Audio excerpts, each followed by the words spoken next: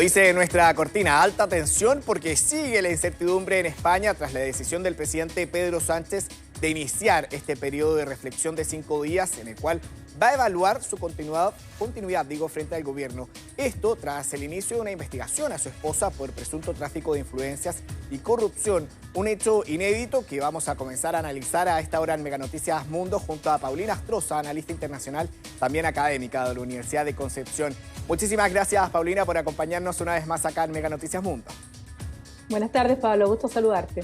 Bueno, llama mucho la atención la manera en que Pedro Sánchez realiza este anuncio. Lo hace de una manera muy poco tradicional, a través de esta carta que él publica a través de redes sociales. La gran pregunta que todos yo creo que nos hacemos y que también se ha estado repitiendo ahí en la prensa española es ¿qué busca finalmente Pedro Sánchez con este anuncio? Mira, hay bastante especulación porque sí, es bastante raro darse 5 días frente a la denuncia que hace una organización que se llama Manos Limpias en contra de su esposa, Begoña Gómez, por lo que tú señalabas de tráfico de influencias y corrupción en negocios. Hay algunos que plantean que este día lunes lo que él haría sería dimitir. No es la mayoría que piensa eso, pero está dentro de las posibilidades e incluso algunos dicen que lo que estaría buscando hace tiempo ya es algún cargo de mayor influencia a nivel europeo, y como hay elecciones para el Parlamento Europeo ahora en junio, obviamente van a haber renovación de distintos cargos y dentro de eso, presidente del Consejo Europeo. Por otro lado, hay otros que señalan que en realidad esto es una estrategia para lograr mayor apoyo dentro de tanto de España como de su propia coalición, lo que hasta el momento, digamos que ha logrado. Mañana hay una manifestación del Consejo Federal del Partido Socialista, donde están esperando mucha gente, y los otros partidos más pequeños ya han manifestado también su apoyo, hay campaña en redes sociales, y esto lo que haría sería, en la eventualidad, presentar lo que se llama una moción de confianza. Es decir, que en el Parlamento pida, en el Congreso, en la Cámara de Diputados, lo que pida es que se vote la confianza por parte de los diputados y con ello lograr así un reforzamiento de esto. Entonces, son como las opciones que se están planteando, pero todo hasta el momento es especulación. Claro, especulaciones que han ido subiendo con el paso de los días, sobre todo por lo que tú mencionabas, Paulina, que es muy poco común que alguien anuncie que va a pensar si es que deja o no el cargo. En todo caso, si analizamos a Pedro Sánchez, sabemos que es una persona que ha tenido movimientos inesperados. Quizás la última que más podríamos recordar ha sido las elecciones, el llamado elecciones del año pasado, también haber pactado con los partidos independentistas de Cataluña. ¿Es una buena estrategia la que está haciendo Pedro Sánchez para cualquiera sea su objetivo? O sea, la verdad es que lo que tú señalas le resultó muy bien, porque el año pasado, en julio, en el mes de mayo, había perdido las elecciones regionales y locales, donde el mayor partido rival, que es el Partido Popular, había arrasado en varios de ellos, quitándole incluso algunas comunidades autónomas que manejaba el Partido Socialista Español desde hacía décadas. Entonces, en esa oportunidad, incluso sin consultarlo con su Consejo de Ministros, aparece en una conferencia de prensa y llama a elecciones anticipadas, lo que se realizó en el mes de julio, y esa jugada de alguna manera le resultó, cosa que algunos dudaban, porque el Partido Socialista, pese a todas las críticas, subió un escaño. El Partido Popular ganó, pero no como se esperaba, y quien perdió en aquella oportunidad fueron, por un lado, Sumar, que es como la continuación de Unidas Podemos, y por otro lado, quien perdió mucho fue Vox. Y ahí se pudo mantener, como tú señalas, negociando no solamente con los partidos, los 7 votos que necesitaba de los partidos independentistas de Cataluña, sobre todo con Juntos por Cataluña, de Puigdemont, que está asilado todavía en Bélgica, sino que también con otros partidos nacionalistas, sobre todo el País Vasco.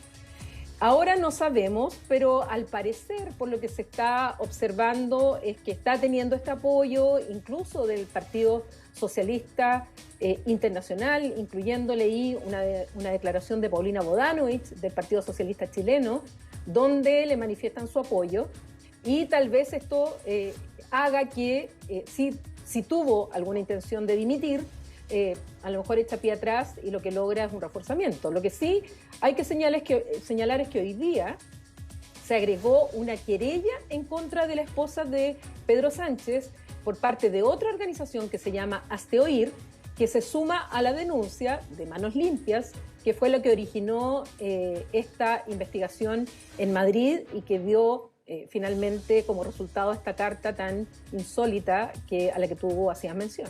Claro, y de hecho Manos Limpias lo había mencionado también, si no mal recuerdo, ayer, que no descartaba que la información que presentaron haya sido falsa, porque utilizaron la que apareció finalmente en los medios para llevar adelante este proceso. Respecto a esto último, ¿qué cálculo político puede tener Pedro Sánchez de acá al futuro si es que decide continuar en el gobierno? ¿Le puede beneficiar o le puede perjudicar, teniendo en cuenta de que además todavía no puede hacer un llamamiento a nuevas elecciones porque tiene que esperar hasta finales de mayo? Quizás no queda mucho porque tiene que cumplir un año para poder volver a hacerlo. ¿Qué tan bien le puede salir esta jugada? Exactamente, tal como tú señalas, no tiene esa herramienta, por eso lo prohíbe la Constitución española. Lo que pasa es que aquí hay que ver el escenario de qué es lo que va a optar, porque si dimite, aquí se aplica el artículo 122 de la Constitución española, en la cual lo que hay que hacer es que el rey tendría que nombrar a una persona, luego de consultar a los grupos políticos de la Cámara de Diputados, para que empiece de nuevo la formación de gobierno y presentarse esta persona, lograr los apoyos y votación en la Cámara de Diputados para ver si es que logra o no tener la mayoría absoluta y así salir un nuevo gobierno con un nuevo programa al cual tendría que presentar.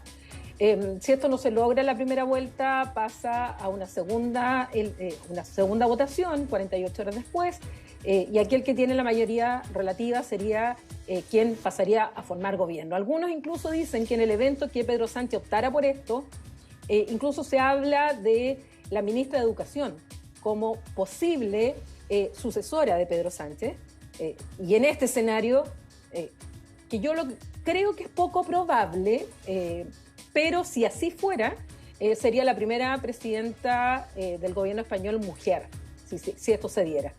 Lo otro es que evidentemente él ya dimita utilizando este procedimiento y él opte por algún otro cargo, y ahí bueno, ya sería más por un tema como personal, de que tuviera tal vez la posibilidad de algún cargo como presidente del Consejo Europeo, porque se sabe que en las elecciones de junio lo más probable es que la presidencia del Consejo Europeo quede en manos de alguien de la familia de la socialdemocracia. Se está pensando en el ex primer ministro Costa de Portugal, pero podría eventualmente ser Pedro Sánchez quien pudiera ocupar ese lugar. Entonces, la verdad es que todo depende de los cálculos que él personalmente esté haciendo, ya sea que lo haga individualmente o sea que lo haga pensando en la proyección del partido. Lo que sí, claramente también hay una situación que algunos han planteado, que esto sería casi como un empate que estarían haciendo algunos, porque él menciona estos medios que tú señalabas, que son dos medios en particular, que él dice en la carta que son ultraderechistas, y estos medios justamente Manos Limpias ha dicho que podrían ser falsas estas acusaciones, y esto debido a que Isabel Díaz Ayuso, que es la presidenta de la Comunidad de Madrid, su pareja también ha sido, hay una investigación por lo mismo, por fraude a Hacienda. Entonces algunos dicen se está tratando de jugar también al empate con el PSOE.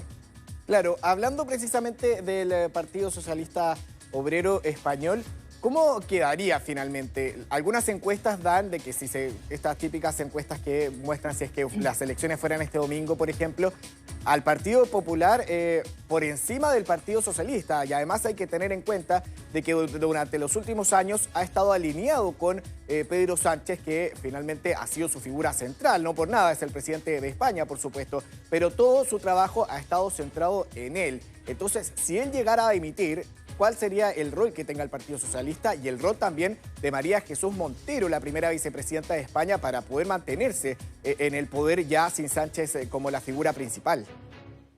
Bueno, esa es la negociación primero que tendría que haber dentro del Partido Socialista Obrero Español, en la cual bien sabemos que hay varias divisiones, no son homogéneos, y ahí habría que ver, bueno, quién en definitiva logra ser el nombrado por el partido, porque recordemos que es un sistema parlamentario y que por lo tanto el jefe del partido o el secretario general del partido, que es la cabeza al mismo tiempo del partido que logra la mayoría en el Congreso, saldría elegido. Entonces, lo primero es ver si dimite o no. Segundo, es quién sería realmente sucesor o sucesora. Y tercero, si logra esta votación ampliarla o no.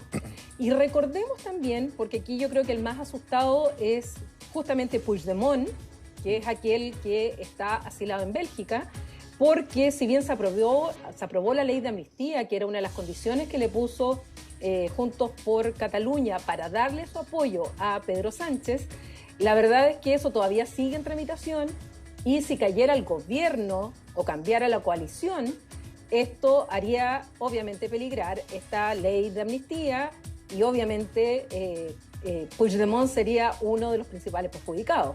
Entonces, el juego político ahí está bien complejo y más aún si es que, si bien las encuestas indican que la mayoría la podría tener, digamos mayoría relativa la tiene el Partido Popular, podría repetirse nuevamente que no le alcanzara los votos para formar gobierno al Partido Popular, porque Vox ha caído mucho en el último tiempo. Entonces, pensemos siempre que se trata de un sistema parlamentario en el cual no solamente se requiere una mayoría del primer partido, sino que una coalición forme gobierno y tenga los votos necesarios. Y eso no ha sido fácil y Pedro Sánchez así lo demostró, en que el PP ganó las elecciones anteriores en julio, pero sin embargo no lograron los votos necesarios para formar gobierno y continuó el PSOE junto a Sumar y los apoyos de estos partidos.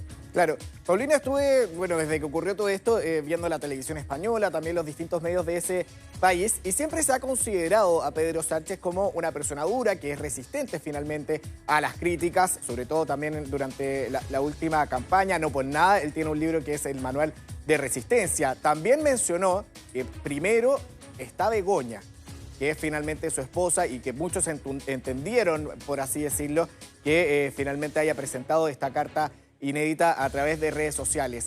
Aún así, el Partido Popular ha sido muy duro con esta decisión de Pedro Sánchez. ¿Le podría afectar al Partido Popular criticar a Pedro Sánchez por esta decisión que es más personal para darse este tiempo de reflexión? Sobre todo porque él justificó esta decisión en torno a su esposa, a su familia. Sí, yo creo que le puede afectar por varias razones. Primero, porque lo han criticado de victimizarse frente a esta situación. En la propia carta ocupa un concepto que es el lawfare, que es la judicialización de la política o la utilización de la justicia para perjudicar a autoridades políticas. Entonces, lo que está diciendo Pedro Sánchez es que se está utilizando esto a través de una denuncia por un sector liderado por alguien de ultraderecha, por informaciones falsas de medios de comunicación que, como tú decías, reconocen que podrían ser falsas, y el Partido Popular sale de lleno a pegarle, pero teniendo la situación, como yo te decía, de Díaz Ayuso. O sea, tiene una actitud frente al presidente o al jefe de gobierno, pero tiene otra, la verdad es que bastante compleja, de Díaz Ayuso con su pareja, que también está acusado de fraude de Hacienda. Entonces, Sí le podría afectar en esta medida porque aparece poco creíble ese discurso tan duro por parte de Feijóo, que es el líder de Abascal, que es el líder de Vox, y que finalmente mañana veremos qué tanta fuerza logra demostrar el Partido Socialista con esta manifestación a raíz del Consejo Federal que tienen y que van a tratar de convencerlo que efectivamente no desista,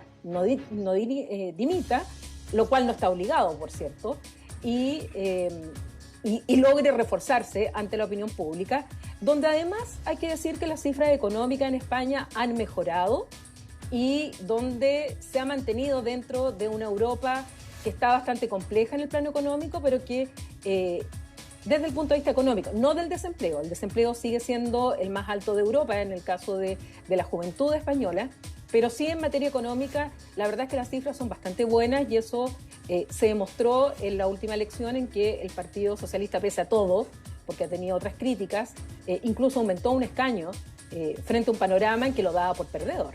Claro que sí. Bueno, vamos a estar atentos a lo que ocurra este lunes con la reaparición ahí de Pedro Sánchez y cuál sea su decisión. Paulina Astroza, muchísimas gracias por acompañarnos una vez más acá en Mega Noticias Mundo. Que esté muy bien. Buen fin de semana. Igual para ti. Gracias, Pablo.